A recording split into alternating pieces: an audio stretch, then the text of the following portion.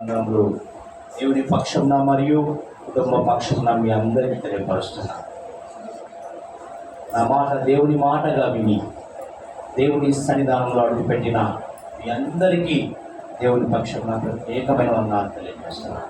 హల్లెలూయా, హల్లెలూయా. ఎంతమంది సంతోషంగా ఉన్నారు? ఎంతమంది సంతోషంగా ఉన్న వారందరూ బిగ్గరగా హల్లెలూయా, హల్లెలూయా. ఈ దినము దేవుడు నాతో మాట్లాడాలి, నాతోనే మాట్లాడాలని ఎంతమంది ఆసక్తి కలిగి ఉన్నారు? హల్లెలూయా. మంచిది ప్రియమైన దేవుని సంగమా. దినము దేవుడు అద్భుతమైన మాటతో మనం ముందుకు తీసుకొని వెళ్తున్నాడు. హెబ్రీయుల సంఘముతో పౌలు భక్తుడు చక్కని మాట బలపరుస్తూ హెచ్చరిక చేస్తున్నటువంటి సందర్భాన్ని మన ముందు దేవుడు ఈ దినము బయలుపరుస్తున్నాడు. హెబ్రీయులకు రాసిన పత్రిక 6వ అధ్యాయము 17 నుంచి 19 వచనాలు చూసుకుందాం. దేవుడు తన సంకల్పము ఈ విధముగా దేవుడు తన సంకల్పము నిశ్చలమైనదని ఆ వాగ్దానమునకు వారసులైన వారికి మరి నిశ్చయముగా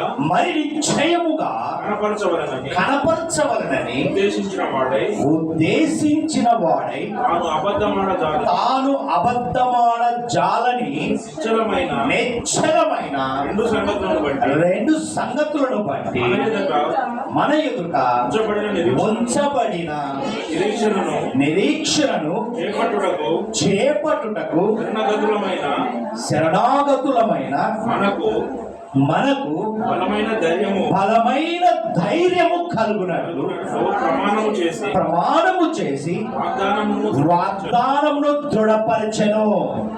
ఈ నిరీక్షణ నిశ్చలమును స్థిరమునైన మన ఆత్మకు లంగరు వలె నుండి తెరలోపల ప్రవేశించుచున్నది. హల్లెలూయా. ఇది చదివినప్పుడు ప్రియమైన దేవుని బిడ్డలారా ఏమి గ్రహించారు?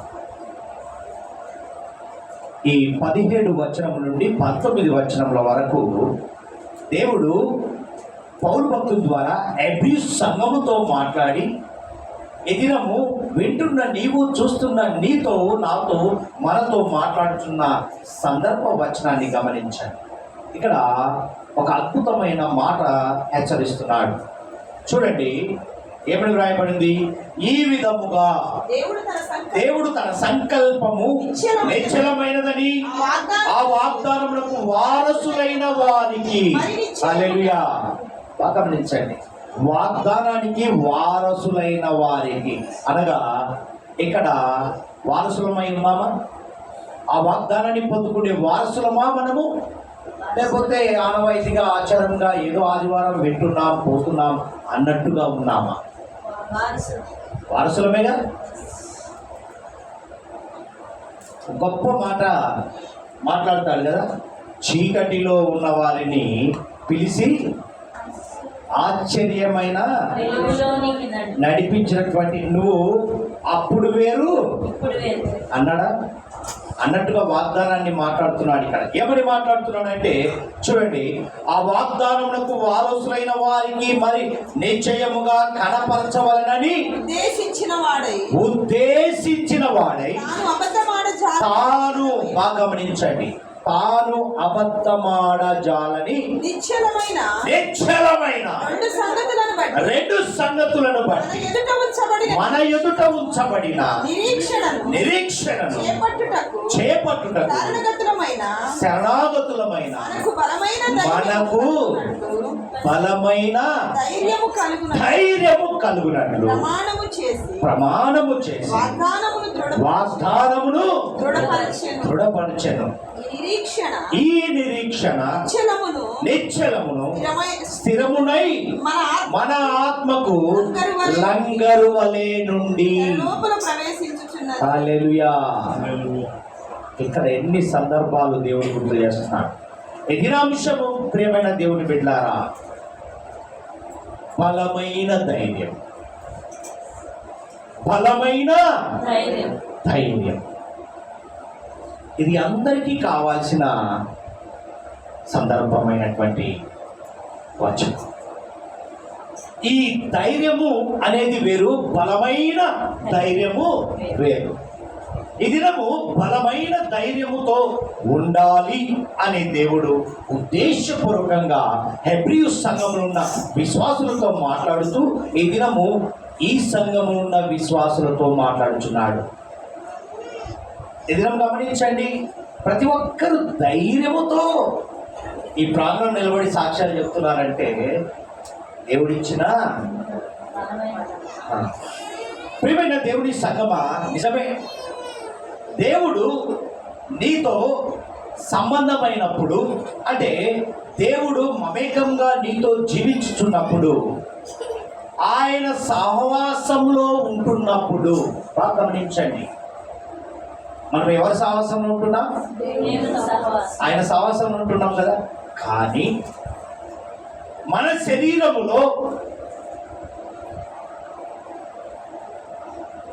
ఒకటి మిగిలి ఉంది. ఏం మిగిలి ఉందండి? ఏం మిగిలి ఉంది? నేను, అహం, అహంకారం, గర్వం. సూటిగా దేవుడి దినం మాట్లాడుచున్నాడు. నీ శరీరంలో గర్వము, అహంకారము, నేను అనే స్వభావము కలిగి, నేను అనే అహంకారము కలిగి ఉన్నప్పుడు దేవుడు ఎలా నివసిస్తాడు? దేవునితో నీకు మమేకంగా జీవించాలని ఆశ కలిగి ఉన్నప్పుడు ఇది ఒకటి అడ్డొస్తుంది. అందుకే దేవుడు అంటున్నాడు, వాగ్దానము చేసిన వాగ్దాన పుత్రుడు రిలీజ్ చేస్తున్న కార్యం ఏంటో తెలుసా? నువ్వు వాగ్దానానికి వారసుడివే, కానీ నీలో అహం అనేది అడ్డొస్తుంది. కాబట్టి నీలో చూడాలనుకుంటున్నాను పరివర్తన. ఏంటండి? పరివర్తన, మార్పు, రూపాంతరం. అప్పుడు వేరు, ఇప్పుడు నువ్వు లోకంలో జీవిస్తున్న వేరు వ్యక్తివి, లోకంలో ఉన్నవారు వేరు, నీవు వేరు. ఎందుకు? నువ్వు ఎంచుకున్న బిడ్డవు, ఏర్పరచుకున్న బిడ్డవు, ఆయన రక్తముతో కొన్న బిడ్డవు, ఆషమాష వ్యక్తి కాదు. అందుకే ఇక్కడ పరివర్తన అవసరము అంటున్నాడు. నువ్వు ఒకటి పొందుకోవాలంటే మన డైలాగులకు వెళ్దాం, ఒకటి కావాలంటే ఒకటి వదులుకోవాలి కదా. మన మన మన వర్షంలో ఒకటి కావాలి అంటే మరి దేవుడిచ్చే వాగ్దానంలో నీ పరివర్తన లేకపోతే దేవుడు ఎలా ఇస్తాడా? ఆ వాగ్దానాన్ని ఎలా స్వీకరిస్తావు? ఇది రమ్మంటున్నాడు, వాగ్దానం మీద ఏముండాలి? మనకు విశ్వాసం ఉంచాలి, నమ్మకము ఉంచాలి. ఇక్కడ గమనించండి ప్రియమైన దేవుని బిడ్డలారా, పరిశుద్ధ గ్రంథంలో అబ్రహాం గారికి బలమైన ధైర్యం ఇచ్చాడా? అందరికీ తెలుసు. చూడండి 6వ అధ్యాయము అదే 13వ వచనానికి పైన చూస్తే చూడండి, దేవుడు 6వ అధ్యాయం హెబ్రీయులకు రాసిన పత్రిక 6వ అధ్యాయము, దేవుడు అబ్రాహామునకు వాగ్దానము చేసినప్పుడు తనకంటే ఏ గొప్పవాని తోడు అని ప్రమాణము చేయలేకపోయేను గనుక తన తోడు అని ప్రమాణము చేసి నిశ్చయముగా నేను నిన్ను ఆశీర్వదింతును, నిశ్చయముగా నిన్ను విస్తరింపజేతును అని. అంటే అర్థం ఏంటో తెలుసా? ఇక్కడ అంతకు అధిగమించినటువంటి పరివర్తన కనపడింది అబ్రహాములో. కనపడిందా? అందుకే ఆయన ఏమంటున్నాడో తెలుసా? ఇక్కడ ఒక వర్డ్ గమనించండి. అబ్రహామునకు వాగ్దానము చేసినప్పుడు తనకంటే ఏ గొప్పవాని తోడు అని ప్రమాణము చేయలేక పోయెను గనుక తన తోడు అని. చూసారా? అటువంటి పరివర్తన మనలో చూడాలనుకుంటున్నాడు దేవుడు. హల్లెలూయా.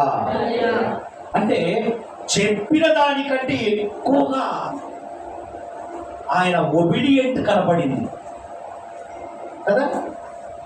అంతొద్దులే అని మనం అంటాం, కానీ దేవుడు గమనించాడండి. అంటే ఆ పరివర్తన దేవుడు మెచ్చుకునేంతగా వాగ్దానం ఇచ్చేటప్పుడు అసలు దేవునికి ఏమి చెప్పాలో అర్థం కాకనే ఏమంటున్నాడంటే, ఇక్కడ ఏమన్నాడంటే, అని ప్రమాణము చేయలేకపోయాను కనుక తనతోడు అని ప్రమాణము చేసి నిశ్చయముగా నేను నిన్ను బ్లెస్సింగ్ వచ్చేసింది, ఇచ్చేశాడు. నిశ్చయంగా నిన్ను అంటే బ్లెస్సింగ్ తో పాటు డెవలప్మెంట్ కూడా ఇచ్చేశాడు. హల్లెలూయా. ఒకటి కంటే ఒకటి బోనస్, బొనంజా. మన రూట్లో వెళ్దాం.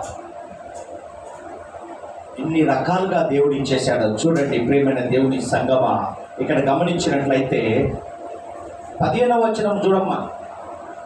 ఆ మాట నమ్మి అతడు ఓర్పుతో సహించి ఆ వాగ్దాన ఫలము. ఈ వర్డ్ అందరికీ వర్తిస్తుంది. ఆ ఒక్కటి బాగలేదండి. రక్తమాంసములు కలిగిన వారం అండి, మనుషులము కదా. మనుషుడు కాబట్టి దేవుడు నీతో మాట. అబ్రహాం మనిషి కదా, రక్తమాంసములు కలిగి ఉన్నాడా? వేరే ఏమన్నా ఉన్నాయా?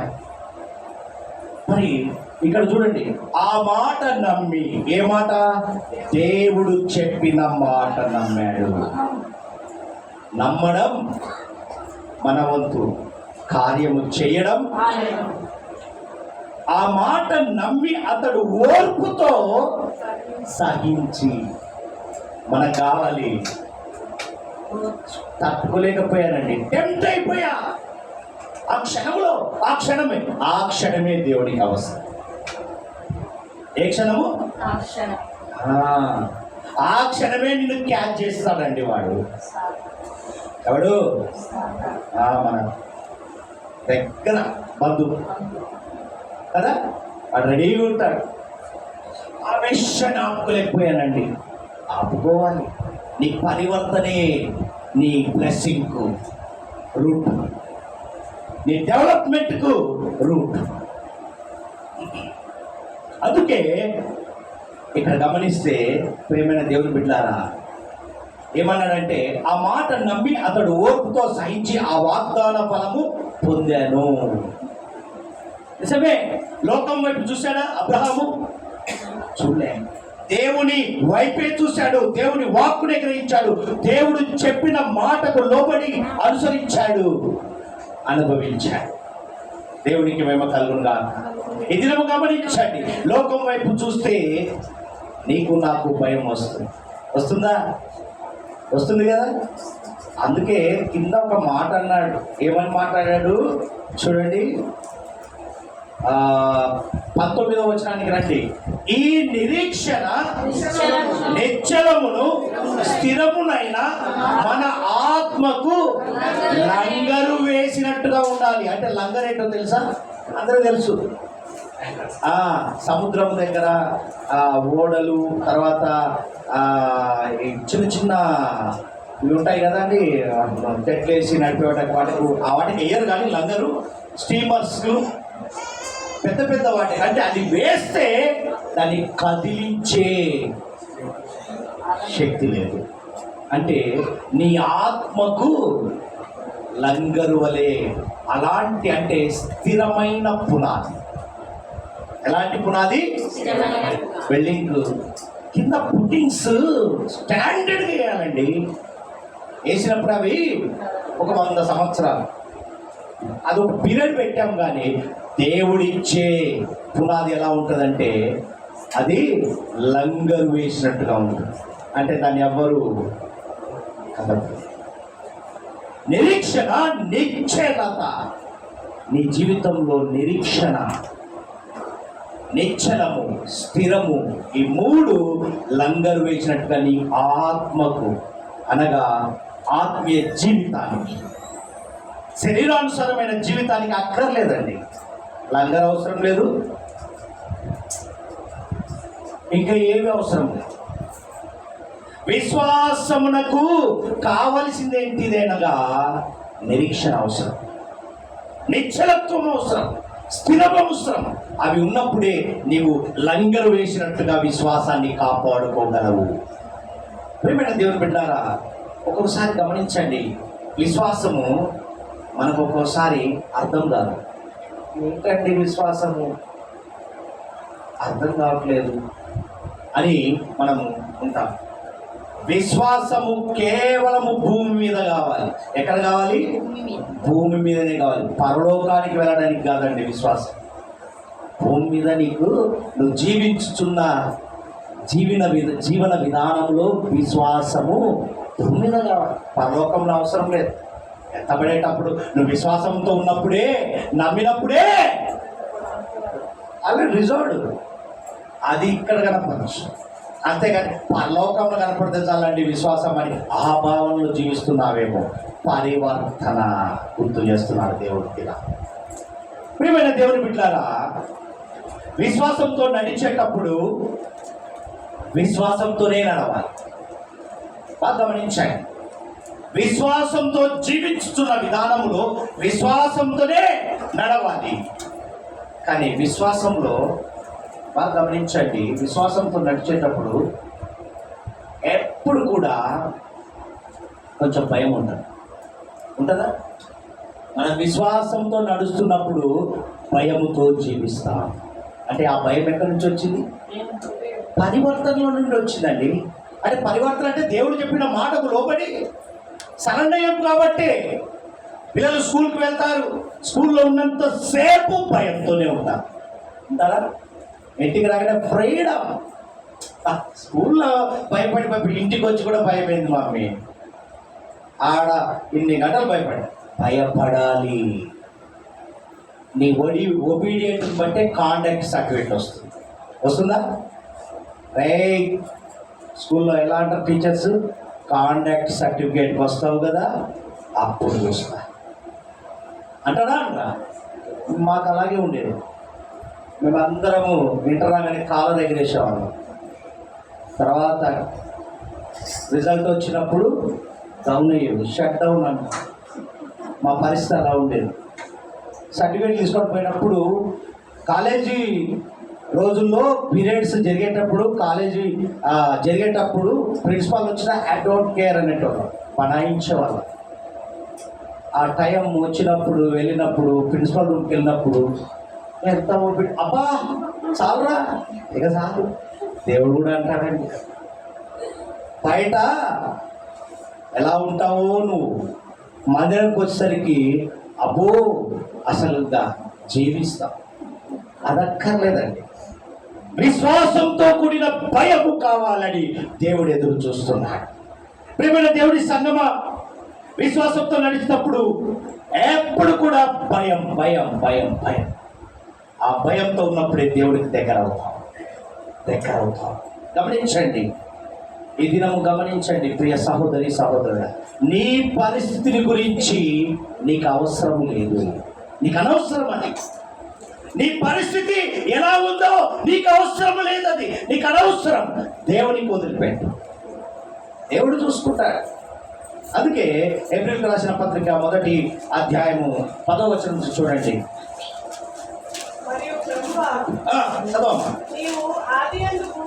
మరియు ప్రభువా, నీవు ఆదియందు భూమికి పునాది వేసివి, ఆకాశములు కూడా నీ చేతి పనులే, అవి నశించును గాని నీవు నిలిచియుందువు.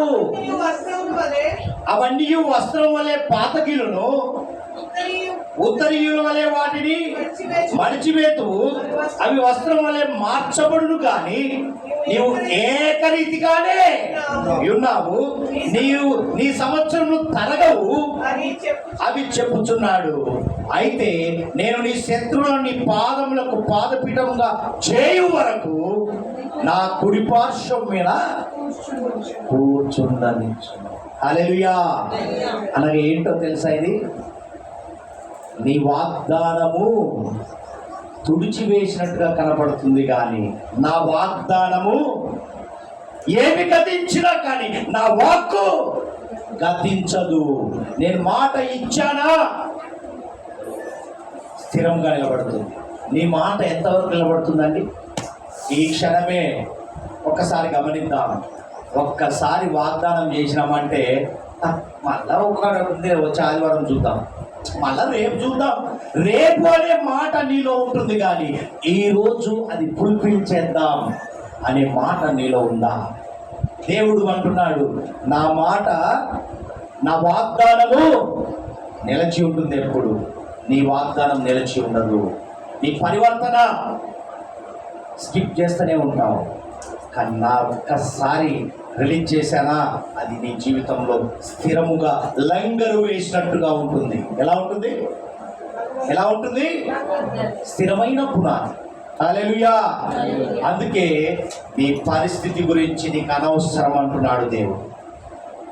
ఆయన వాగ్దానాన్ని నమ్మాలి. ఎవరి వాగ్దానము? మనుషుల వాగ్దానం కదండి. మనుషుల కమిట్మెంట్ అక్కర్లేదు నీకు. దేవుడిచ్చే వాగ్దానం. ఆ వాగ్దానాన్ని అబ్రహాం గారు నమ్మారు.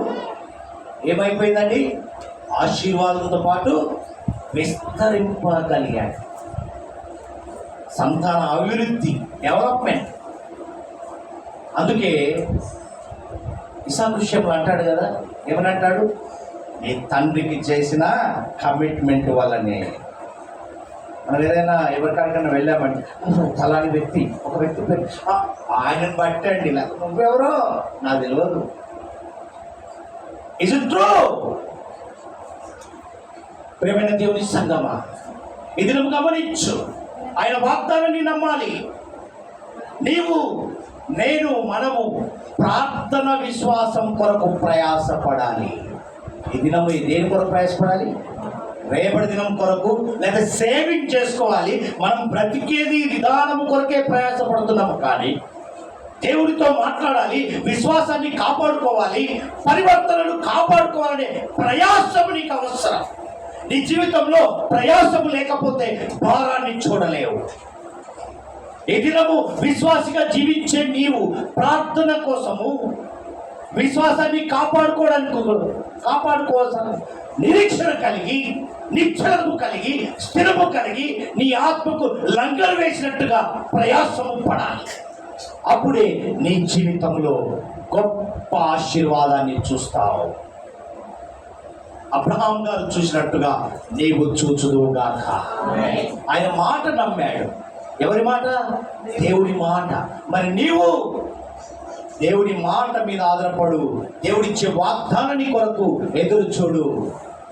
నీవును ఇంటి వారును గొప్ప ఆశీర్వాదంతో అనేకులకు మాదిరికరంగా కనబడుదురుగాక.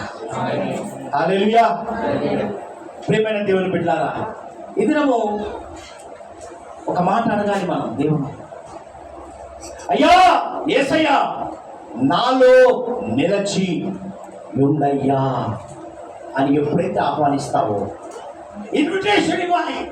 మనం అనేకులకు ఒక ఇంటిలో మనము ఒక సంతోషకరమైన వార్తను తెలియపరచాలి, సంతోషకరమైన దినమని మనం తెలియపరచాలంటే ప్రతి ఒక్కరికి ఇన్విటేషన్ ఇస్తాం. అందరూ రావాలి. మరి దేవుని కూడా నా ఇంటికి రావాలి యేసయ్యా అని నువ్వు ఎప్పుడైతే పిలుస్తావో అప్పుడే ఆయన వస్తాడు. ప్రియమైన దేవుని బిడ్డలారా, ఒక్కసారి గమనించండి. ఈ ఆరాధనలో దేవుడు మాట్లాడుచున్నాడు.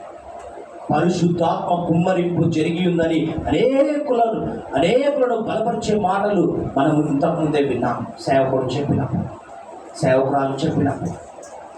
ఈ దినము విశ్వాసిగా నీవు జీవిస్తున్న విధానంలో ఏది పోగొట్టుకున్నా పర్వాలేదు, కానీ నీ జీవితంలో నిరీక్షణను పోగొట్టుకోకు. నిరీక్షణను పోగొట్టుకొనకూడదు.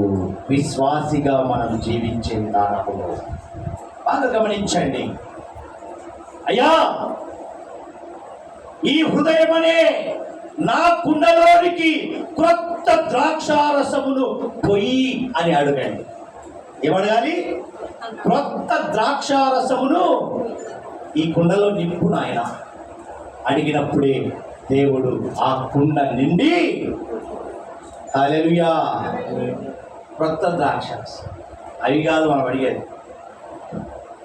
లోకంలో ఉన్న చెత్త చెదారం అంతా నింపుకొని ఏం చేస్తాం? దేవుని దగ్గరికి వచ్చి అయ్యా వాడి అన్నాడు, వాడి సంగతి చూడండి. నీ పరిస్థితి అవసరం లేదు దేవునికి. నిన్నువలే అప్పుడే దేవుడు నిన్ను ప్రేమించడం మొదలు పెడతాడు. అంతేగాని వాడిని ఎంతమంది తెలుసు? పరిచయుడు, హల్లెలూయా, సుంకరి, పరిచయుడు. వాడి ప్రార్థన ఎలా ఉంది, వీడి ప్రార్థన అంటే అలా జీవిస్తున్నామేమో.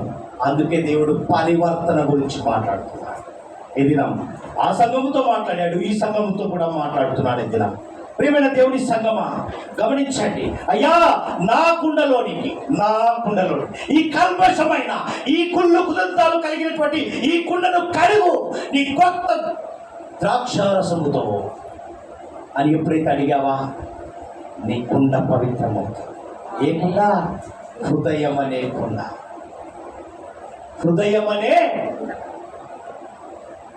అందుకే ఒక చక్కని పాట ఉందా? హృదయమనెడు తలుపు నొద్ద నిలిచి ఉన్నాడు,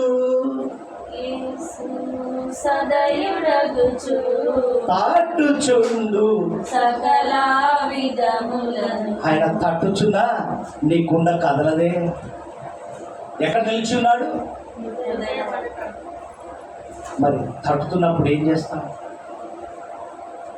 కరుడు కట్టినటువంటి హృదయంతో కలిగి ఉన్నాం. అందుకే ఒక్కసారిగా ఆహ్వానించమంటున్నాడు దేవుడు. నువ్వు ఇన్విటేషన్ ఇవ్వు చాలంతే. ఒక్కసారి నన్ను పిలువు, నేను వచ్చేస్తాను. నేనున్నాను అంటాడు. నేనున్నాను అంటున్నాడు. క్రొత్త ద్రాక్షరసం తీసుకొని వస్తాడండి నీ దగ్గరికి. క్రొత్త విధానంలో నడిపించడానికి నీ దగ్గరికి రాబోతున్నాడు నా దేవుడు, మన దేవుడు. హల్లెలూయా. అందుకే పేతురు గారు ఒక చక్కని మాట గుర్తు చేస్తాడు. చూడండి, 1 పేతురు 1వ అధ్యాయము 23-25 వచనాలు చూడండి. హల్లెలూయా. మీరు క్షయబీజము నుండి కాక శాశ్వతమగు జీవము గల దేవుని వాక్య మూలముగా అక్షయ బీజము నుండి పుట్టింపబడిన వారు కనుక నిష్కపటమైన సహోదర ప్రేమ కలుగునట్లు మీరు సత్యమునకు విధేయులౌట చేత మీ మనసులను పవిత్రపరచుకొనిన వారై ఉండి ఒకరినొకడు హృదయపూర్వకంగాను వికటముగాను ప్రేమించుడి. హల్లెలూయా. ఏ విధంగా ప్రేమించమన్నాడు? ఏ విధంగా? Praise the Lord. వందనాలు. కడుపులో ఏం పెట్టుకున్నాం? కడుపులో కాదండి, ఈ హృదయం అనే కుండలో విషపు కుండ కలిగి ఉన్నాం. ఏదో ఎవరేమన్నా అనుకుంటారేమో అని పలకరించలే తప్ప హృదయపూర్వకంగా పలకరించలేదు. అది వదిలిపెట్టమంటున్నాడు ఇది నాకు. నీలో ఏం కావాలి? వాగ్దానానికి వారసత్వం పొందుకున్న నీవు ఆ వాగ్దానం నీ జీవితంలో నెరవేరాలంటే నీ జీవితంలో పరివర్తన కావాలి. నీ హృదయం అనే కుండలో కొత్త ద్రాక్షరసము నింపబడాలి. అప్పుడే అబ్రహాము పొందుకున్నట్టుగా నీవు పొందుకుందువు గాక. హల్లెలూయా. అంటే అర్థం ఏంటో తెలుసా? పేతురు ఏమంటున్నాడు తెలుసా? సమృద్ధి నింపబడాలి, దరిద్రము పోవాలి. కాన్సెప్ట్. నీకు మంచి ధైర్యము, బలమైన ధైర్యం కావాలంటే ఈడ నింపుకొని ఉన్న కల్మషం తొలగించుకున్నప్పుడే, క్రొత్త ద్రాక్షారసం క్రొత్త విధానంలోనికి వెళ్ళినప్పుడే నీ దరిద్రత పోతుంది, సమృద్ధి నింపబడుతుంది. అప్పుడే నీలో విశ్వాసము నిరీక్షణతో నిశ్చలతో స్థిరముగా లంగరు వేసినట్టుగా నీ ఆత్మ ఫలించి అభివృద్ధి చెందుతుంది. హల్లెలూయా. దేవునికి మహిమ కలుగును గాక. ఈ దినము నుండి నీలో సమృద్ధి నింపబడాలి, నీలో ఉన్న దరిద్రత తొలగిపోను గాక. హల్లెలూయా. అందుకే పేతురు రాస్తున్నాడు, ఏమంటాడు తెలుసా? సర్వ శరీరం ప్రేమించుడి ఏలయనగా ఒక మాట అంటున్నాడు. సర్వ శరీరులు గట్టిన పోలిన వారు వారి అన్నమంతయు గట్టి పువ్వులే. ఇందాక వాటర్ బాటిల్ కడుక్కోమన్నాడు కదా బ్రదరు, అప్పుడు ఏమైంది? కాలిపోయింది. లాంటిదంట మన పరిస్థితి. చదవమ్మా. గట్టి ఎండును దాని పువ్వును రాలును, అయితే ప్రభు వాక్యము ఎల్లప్పుడూ, ఆయన వాగ్దానము ఎల్లప్పుడూ లంగరు వేసినట్టుగా నీ జీవితంలో నిలిచి ఉంటుంది. మరి నీ కమిట్మెంట్ లంగర్ కాదు కదా, తాడు కూడా అది కావాలంటున్నాడు. ఈరోజు నీ కమిట్మెంట్ కొరకు దేవుడు ఎదురు చూస్తున్నా. నా కమిట్మెంట్ ఏమంటున్నాడు ఇక్కడ? ఎల్లప్పుడూ స్థిరంగా ఉంటుంది. ఏం కాబట్టి మొక్కలు చెప్తారు? వాక్యం ఎప్పుడు విత్తబడుతుంటుంది. వినే నీవు క్రొత్త ద్రాక్ష రసము నింపుకున్నప్పుడే అది నీ జీవితంలో నెరవేర్చబడుతుంది. ఎంత విన్నా ఇక్కడ నింపబడిన దాన్ని బట్టి ఉంటుంది. హల్లెలూయా. దేవుడికి మహిమ కలుగును గాక. అయితే ప్రభు వాక్యం ఎల్లప్పుడూ మీకు ప్రకటింపబడిన సువార్త వాక్యము ఈ వాక్యమే. అంతేగా మీకు ప్రకటించేది ఈ సువార్త, ఈ వాక్యమే. ఏ వాక్యము? ఈ వాగ్దానమే. ఈ వాగ్దానమే అబ్రహాముకి ఎలా వచ్చిందండి బ్లెస్సింగ్? ఎలా వచ్చింది? వినడమే కాదు, పరివర్తన. ఏంటండి పరివర్తన? మేము వింటున్నాం, అనుసరించడం. వినడం వేరు, ప్రాక్టికల్ లైఫ్ వేరు. ప్రేమైన దేవుని సంగమా, ఎదురం గమనించండి. ఆయన వాక్కు ఎల్లప్పుడూ నిలిచి ఉంటుంది. ఆయన వాగ్దానము బాగా గమనించండి. ఎబ్రిల్కు రాసిన పత్రిక 13వ అధ్యాయంలోనికి వెళ్ళాము. 13వ అధ్యాయం 5 నుంచి చదువు. తన అపేక్ష లేని వారై మీకు కలిగిన వాటితో తృప్తియుండుడి. వాగ్దానం నెరవేరాలి. పరివర్తన అంటే ఏంటో తెలుసా? ధనాపేక్ష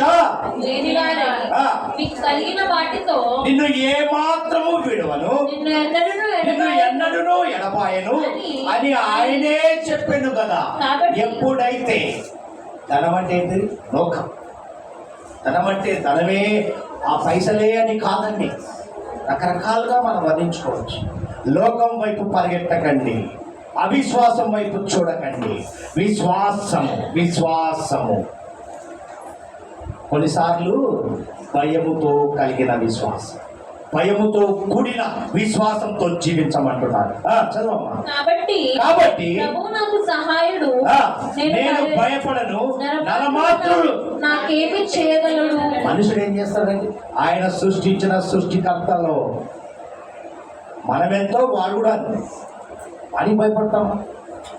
భయపడనక్కర్లేదు. నీ పరివర్తనే నీకు మంచి ధైర్యంలో నిలబెడుతుంది. హల్లెలూయా. దేవునికి మహిమ కలుగును గాక. చదువు. మంచి ధైర్యముతో చెప్పగల వారమై, మంచి ధైర్యముతో చెప్పగల వారమై ఉన్నాము. ఈరోజు మంచి ధైర్యముతో చెప్పగలిగే వారుగా ఉందురుగాక. బలమైన ధైర్యం ఇచ్చిన దేవుడు నీ జీవితంలో మంచి ధైర్యము ఎలా వస్తుంది?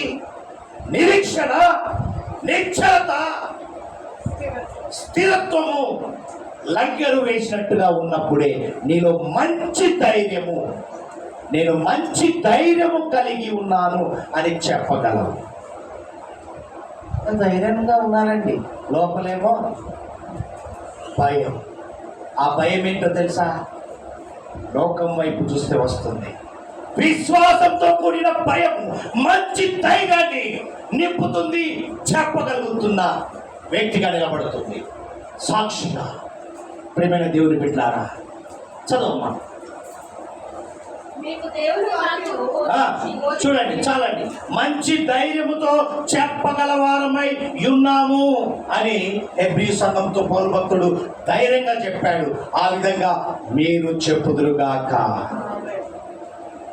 మన హృదయంలో ఏముండాలి తెలుసా? ఏముండాలి? కులుకుదంట. అది కాదు. ఏముండాలి? మా హృదయంలో నీ కృపను నింపయ్యా అని అడగాలి. ఆయన కృపను నింపుకునే వారిగా మనం ఉండాలి. యాకోబు గారు రాస్తారు చక్కని మాట చూడండి. 5వ అధ్యాయం 11వ వచనంలో రాయబడిన మాట చూడండి. అక్కడ సహించిన వారి ఏంటి? అబ్రాహాం గారు సహించాడు కదా, సహించి పొందుకున్నాడు. ఇక్కడ చూడండి యాకోబు గారు రాసిన మాట, సహించిన వారిని ధన్యులను కొనుచున్నాము కదా. మీరు యోబు యొక్క సహనము గురించి అందరూ తెలుసా? యోబు గారి గురించి తెలుసా? జోబ్ చివరకు ఎవరు తిట్టారండి? ఏం రా ఇక ఇంకేం దేవుడు రా, మనం కూడా అంటాం మీరు మంచోళ్ళు అన్నారు. చూడండి అక్కడ రాయబడ్డమాట, మీరు యోబు యొక్క సహనమును గూర్చి వింటిరి, ఆయన ఎంతో జాలియు కనికరము గలవాడని మీరు తెలుసుకొని హల్లెలూయా. ఈయన ఆషామాష వ్యక్తి కాదండి.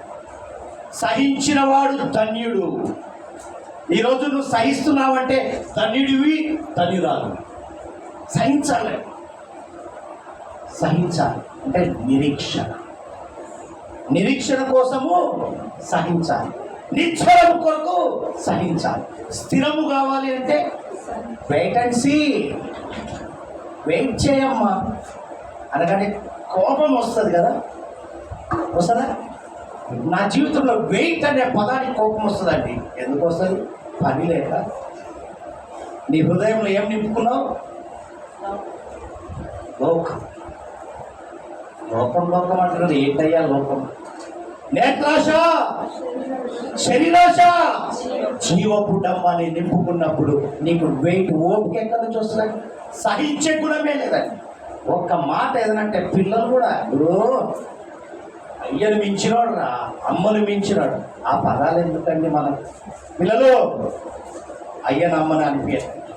దయచేసి సహించండి, ఓపిక. అప్పుడే నీవు జయించువాడిగా ఉండుగా. ఎందుకు? నేను లోకాన్ని జయించి ఉన్నాను, మీరు కూడా జయించే జాబితాలో ఉందిరుగా. ఇక్కడ చూస్తే యోబు విషయంలో సహించువాడు ధన్యుడు అన్నాడు. యాకోబు యోబు గురించి చెప్పాడు. మరి నీ కొరకు, నా కొరకు, మన కొరకు ఎవరు చెప్పాలి? పక్కింటోడు ఎనికింటోడు చెప్పాలి. పేరుకేనండి క్రైస్తవులు ఉట్టి అనిపించుకునే వారిగా ఉన్నామా? లేకపోతే వారి పరివర్తన అండి, నేను మారాను, వాళ్ళని చూసి నేను మారాను, అమ్మో నేను అలా ఉండాలనుకుంటున్నాను అనే సాక్ష్యం వచ్చునుగాక. వామ్మో అనేటట్టుగా ఉండకండి. అయ్యో అలా అనేటట్టుగా జీవితా, దేవునికి భయంకరంగా జీవించుగా. అందుకే పౌలు భక్తుడు ఒక చక్కని మాట్లాడతాడు. చివరిలో మసాలా ఉండాలి కదా. పౌలు భక్తుడు కొరింథీ సంఘంతో ఒక చక్కని మాట్లాడతాడు. చివరిగా చూడండి అక్కడ 4వ అధ్యాయంలో 2వ కొరింథీయులకు రాసిన పత్రిక 4వ అధ్యాయము 17వ వచనం చదవండి. అదృశ్యమైన వాటిని నిదానించి చూచుచున్నాము. మేము దృశ్యమైన వాటిని చూడక అదృశ్యమైన వాటిని నిదానించి చూచుచున్నాము గనుక ఓ కొరింథీయులున్న విశ్వాసులారా, పౌలు భక్తుడు చెప్తున్నాడు, మేము దృశ్యమైన వాటిని చూడక అదృశ్యమైన వాటిని నిదానించి చూస్తున్నాము కనుక క్షణమాత్రముండు మా చులకని శ్రమ మా కొరకు అంతకంతకు ఎక్కువగా నిత్యమైన మహిమభారము భారమును కలుగజేయుచున్నది. ఏలయనగా దృశ్యమైనవి అనిత్యములు, అదృశ్యమైనవి నిత్యములు. హల్లెలూయా. ఇది ఒక్కటేనండి మాకున్న శ్రమలు, మాకున్న శోధనలు, మాకున్న వేదనలు. మా దాంట్లో 5 పైసలు కాదు. మీరు అలా చెప్పావయ్యా, పరివర్తన కావాలంటావు. ఇన్ని శ్రమలు, ఇన్ని శోధనలు, ఇన్ని వేదనలు. ఇన్ని భరిస్తున్న మనిషి కాబట్టి దేవుడు అడిగాడు. ఎందుకు? నిన్ను సృష్టించాడు ఆయన నీ కొరకే. అబ్బో నువ్వు పడుతున్నావు ఇంత శ్రమలు అని చెప్పి ఆయన కూడా మానవునిగా నీవు ఎలా శ్రమలు భరించావో అంతకు మించి భరించాడా? మరి ఇలా క్షణమాత్రముందు చులకని శ్రమ కొరకు ఈరోజు మనం శతామతం అయిపోతున్నాం. విశ్వాసంతో జీవించలేక, నమ్మకంతో జీవించలేక పరివర్తనలు కోల్పోతున్నాం. అందుకే గుర్తు చేస్తున్నాడు పౌలు భక్తుడు. ఆయా భక్తులను గమనించారు కదా. మరి ఈరోజు కూడా ఈ చులకని శ్రమల కోసం, ఈ చులకని శ్రమలు ఎంతసేపు ఉండవు. దేవుడు తలుచుకుంటే క్షణమండి, తలుచుకునేటట్టుగా నీవు జీవించాలి. హల్లెలూయా. దేవుడు ఎందుకు ఆలనే మరి నీలో ఏం లేదు? పరివర్తన లేదు.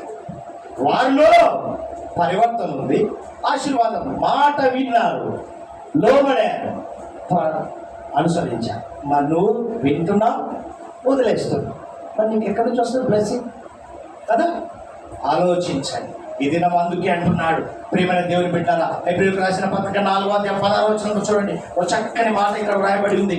ఈ దినం దేవుడు మాట్లాడుతున్న మాటను చూడండి. 4:16 కనుక మనము కనికరింపబడి సమయోచితమైన సహాయము కొరకు కృప పొందినట్లు ధైర్యముతో కృపాసనము నొద్దకు. హల్లెలూయా. ఏం కావాలి? ఎక్కడికి రమ్మన్నాడు అంటే ఆయన సన్నిధి. ఆయన సన్నిధికి రాకుండా ఎక్కడెక్కడో ప్రాకులాడుతున్నా ఓ లోకంతో పోరాడుతున్న విశ్వాసులారా, ఈ దినము దేవుడు మాట్లాడుతున్న మాట ఏంటో తెలుసా? మనము కనికరింపబడి సమయోచితమైన సహాయము కొరకు కృప పొందినట్టు ధైర్యముతో. తప్పిపోయిన కుమారుడు ఏ విధంగా వచ్చాడు తండ్రి దగ్గరికి? ధైర్యంతో వచ్చాడు. నా తండ్రి నన్ను క్షమిస్తాడు అనే ధైర్యం. ఏ పెట్టుగా ఉందండి? యాభై పెట్టు నువ్వు కల్పించుకుందే అది చెత్త. ఈ కుండలోనికి క్రొత్త ద్రాక్షారసము నింపు అని అడుగు, ధైర్యంగా రా, దేవుని కార్యం చూడు. దేవునికి మేము కలుగుగా 6వ అధ్యాయంలోనికి వెళ్ళమ్మా. 11-12 వచనాలు చూడు. 11-12 వచనాలు. మీరు మందులు కాక విశ్వాసము చేతను ఓర్పు చేతను వాగ్దానములను స్వతంత్రించుకుని వారిని పోలి నడుచుకున్నట్లుగా ఎవరిని? అబ్రహామును, ఇస్సాకును, యాకోబును, ఆయా భక్తులను ఒక్కసారి నెమరు వేసు. మీలో ప్రతి వాడును మీ నిరీక్షణ పరిపూర్ణమగు నిమిత్తము మీరిది వరకు కనపరిచిన ఆసక్తి తుదముట్టుకు కనపరచువలనని అపేక్షించుచున్నాము. మొదట కనపడిన ఆసక్తి కావాలి అంటున్నాడు దేవుడు. మొదట నీవు దేవుని దగ్గరికి వచ్చినప్పుడు నీ పరివర్తన ఏ విధంగా ఉందో తుదముట్టు వరకు కూడా అదే స్థిరముగా నిలిచి ఉండును గాక. ఏంటిదది? నీ నిరీక్షణ, నీ నిశ్చలత, నీ స్థిరము. లంగరు వేసినట్టుగా నీ ఆత్మకు లంగరు వేసినట్టుగా విశ్వాసము నమ్మకముతో వాగ్దానము పొందుకునే వారిగా ఉందురుగాక. ఆ వాగ్దానం రావాలి అంటే ఎలా ఉండాలి? మందులు అంటే ఏమంటారండి? మన దేవుడేగా, నేను చెప్తే వింటాడు. ఆ భావన వదిలిపెడతామంట. ముందున్న ఆసక్తి, ముందున్నటువంటి పరివర్తన దేవుడు ఈ దినం ఎదురు చూస్తున్నాడు. దేవుడు ఎదురు చూస్తున్న ఉద్దేశము కలిగి నిన్ను పిలుస్తున్నాడు. కృపాసనము యొద్దకు రండి. ఆయన సన్నిధి యొద్దకు వచ్చినప్పుడే నీలో నిరీక్షణ బలపడుతుంది, నీలో నిశ్చలత కనపడుతుంది, నీలో స్థిరమైన పునాది కనపడుతుంది. తుదముట్టు వరకు అది నిలిచి ఉండదు నాక. అందుకే బలమైన ధైర్యము, మంచి ధైర్యం. అందుకే యెహోషువతో మాట్లాడతాడు, నీవు నిబ్బరముగా కలిగి ధైర్యం కలిగి మోషేకి తోడై ఉన్నట్టుగా నీకు తోడై ఉంటాడు. అందుకే చక్కని పాట రాశాడు. నిబ్బరము కలిగి ఎత్తాము. నిబరం కలిగి ధైర్యము గుండు, దిగులు పడకు జడియకు ఎప్పుడు. నిబ్బరము కలిగి ధైర్యము కలిగి నిన్ను మరువను విశ్వాసంతో ప్రభువని భయపడాలి, కానీ లోకంతో భయపడాలి. హల్లెలూయా గట్టిగా. హల్లెలూయా హల్లెలూయా